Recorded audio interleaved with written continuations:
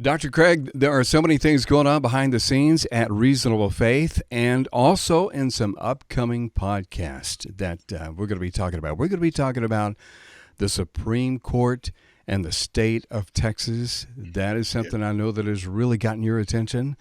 And some other great topics that are going to be coming up the next few weeks. But in the meantime, some behind-the-scenes things going on at Reasonable Faith. I guess we could start with the new animated series that we've added to our repertoire. Yes, to round out the animated videos that Zangmeister makes for Reasonable Faith, we're having one that is a gospel presentation. And I had the tremendous privilege of doing the voiceover myself for this video, and it is a nice explanation of how one can come to know Christ as one's personal Savior, and it ends with a prayer of invitation for someone to commit his life to Christ. So it's a very appropriate climax to the series of animated videos that we've done on the chapters in my book On Guard.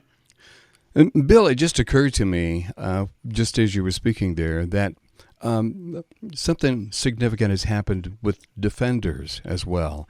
As you've come to the end of that series, taught through it, through the series, to the third part of the series. And, I can't help but just get a little emotional and also see a little emotion in your delivery as you brought that to a final.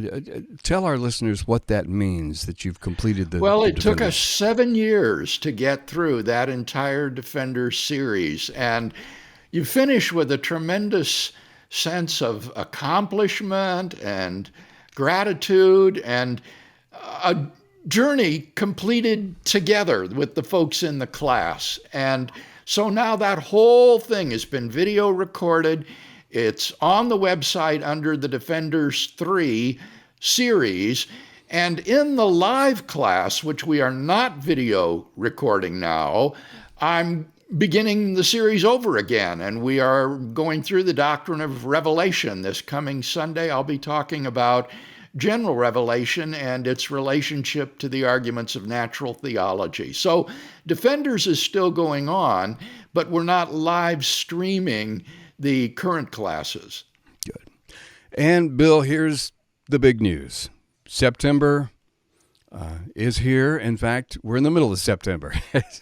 And the book release is scheduled on Adam and Yes, Eve. that's right. The book In Quest of the Historical Adam has finally made its appearance, and this has been a long time in coming.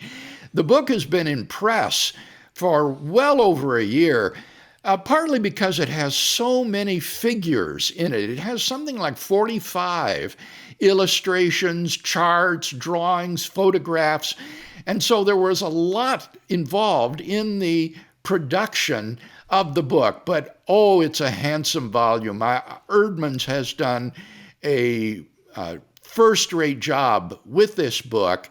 It comes out to well over 400 pages in length, and as I say, is abundantly illustrated and footnotes at the bottom of each page, plenty of white space for eye-pleasing reading. So I'm just thrilled that the book is finally hitting the book stands. We've got a couple of podcasts coming up in the next few weeks where we'll be discussing that, not only the book, but what people are already saying and what they're Yes. talking about. And so, Yes, it's already stirring up conversations. you have been ranked in philosophy and theology. The rankings that have just come out, talk about those rankings and the honor that's been bestowed on you.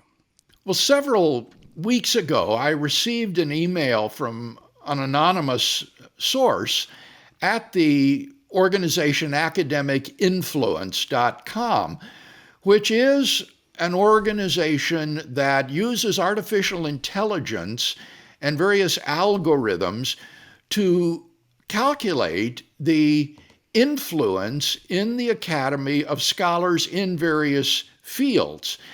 And he informed me that I might not be aware that I am ranked as the 10th most influential philosopher in the world over the last 3 decades, from 1990 to 2020. And I was absolutely stunned by this, Kevin. What made this so significant was that this is not based on subjective opinions, but it's based on this objective algorithm that is computed using, for example, the number of citations of one's work in other publications and so forth.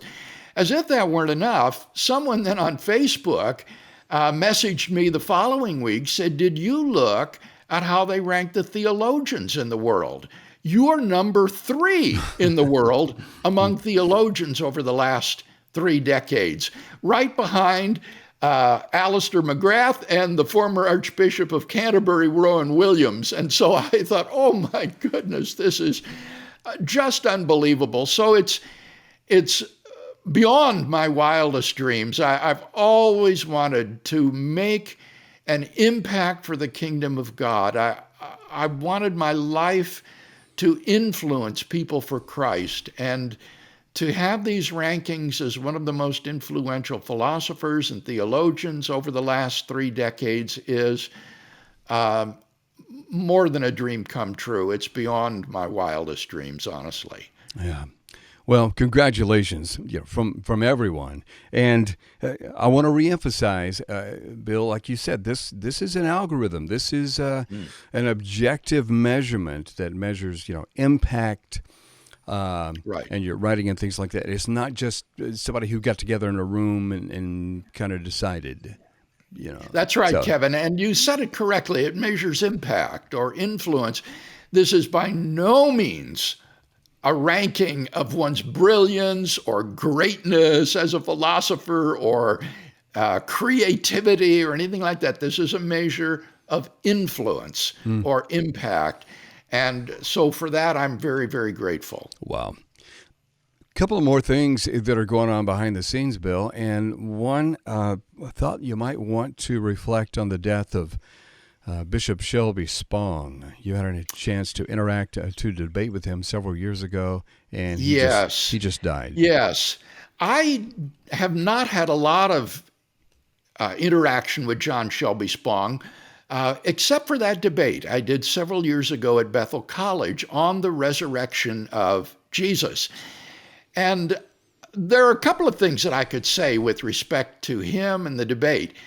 First of all, in reading his work in preparation for the debate, I was surprised, Kevin, at how strong an argument he gives concerning the transformation in the earliest disciples and the need for some sort of explanation of that. As our viewers probably know, for me, the evidence for the resurrection is like a 3-legged stool.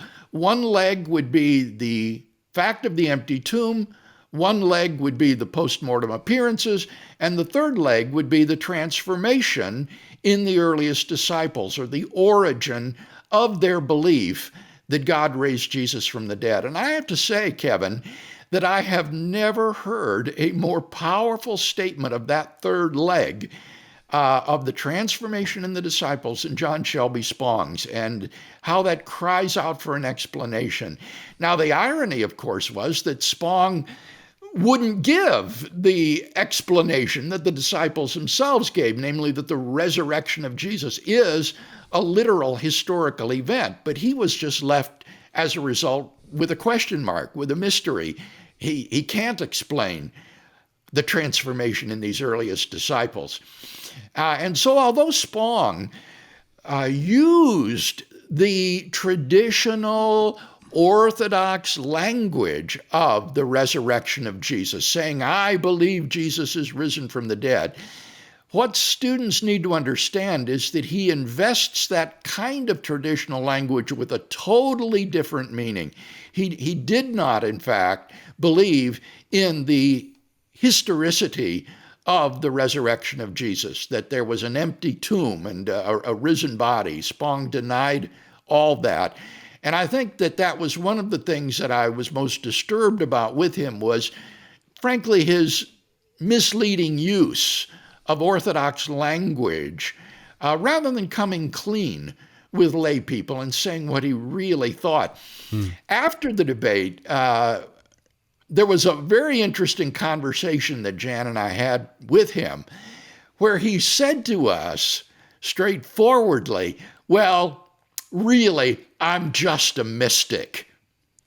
That was John Shelby Spong. He didn't believe in this stuff literally. He didn't believe in Orthodox Christian doctrines or doctrine of God.